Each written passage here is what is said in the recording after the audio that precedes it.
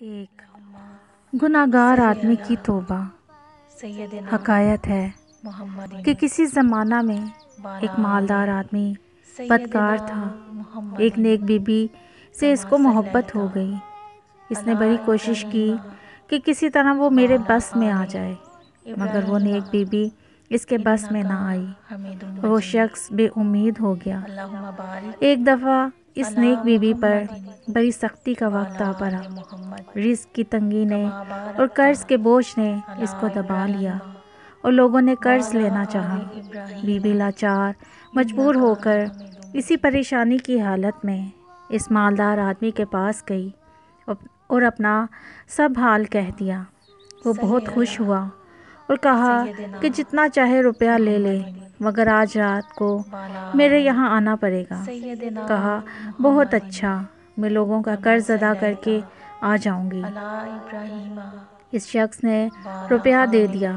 Be be نے جا کر سب قرض ادا کر دیا اور وعدے کے موافق رات کو اس کے یہاں گئی اور اللہ تعالیٰ کے ڈر سے روتے ہوئے راستے میں دعا کرتی جاتی تھی۔ لکھا ہے کہ اس آدمی نے برے کام کے شوق میں مکان کو خوب سجایا اور دونوں مکان میں ایک جگہ بیٹھے۔ بی بی صاحبہ نے کہا تم پہلے میری ایک بات سن لو، پھر جو دل میں آئے کرنا۔ بات یہ ہے کہ تم اس وقت اپنے جی کو ایک برے کام کے ساتھ خوش کرنا چاہتے ہو اور اللہ تعالیٰ کو ناراض کرتے ہو۔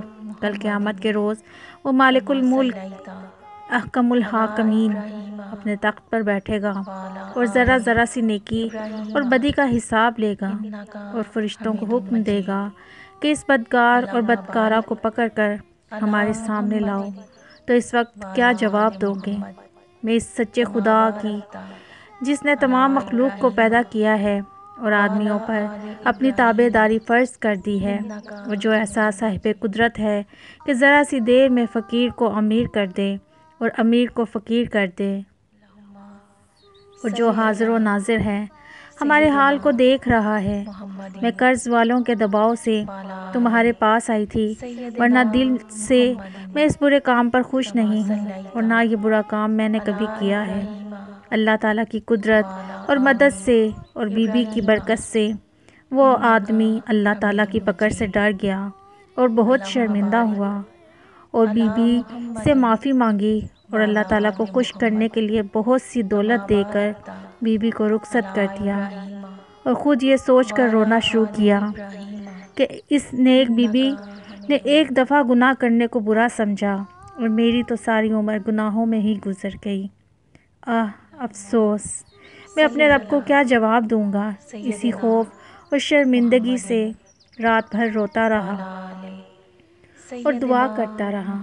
الحاصل وہ شخص 3 رات اور 3 دن اپنے گناہ سے شرمندہ ہو کر اللہ تعالیٰ کے سامنے روتا رہا اور اسی حالت میں سچی توبہ کر کے دنیا سے کوچ کر گیا۔ اس زمانہ میں جو نبی تھے، ان کو اللہ تعالیٰ نے حکم دیا کہ اے نبی، ہمارے ایک پیارے بندے کا انتقال ہوا ہے، تم اپنے دوستوں کو لے جا کر اس کے غسل اور کفن دفن کا انتظام کرو اور نماز جنازہ پڑھو۔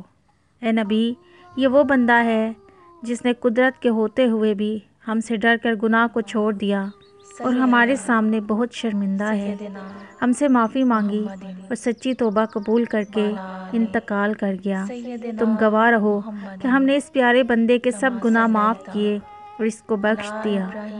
سبحان اللہ، کیا شان و عزت ہے اللہ تعالیٰ سے ڈر کر گناہوں کو چھوڑنے والوں کی اور شرمندہ ہو کر معافی مانگنے والوں کی، اور توبہ کرنا کس قدر عالی شان عمل ہے۔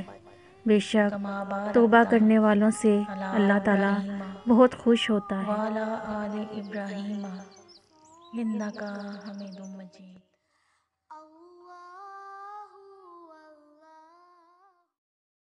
اللہم صلی علی سیدنا محمد۔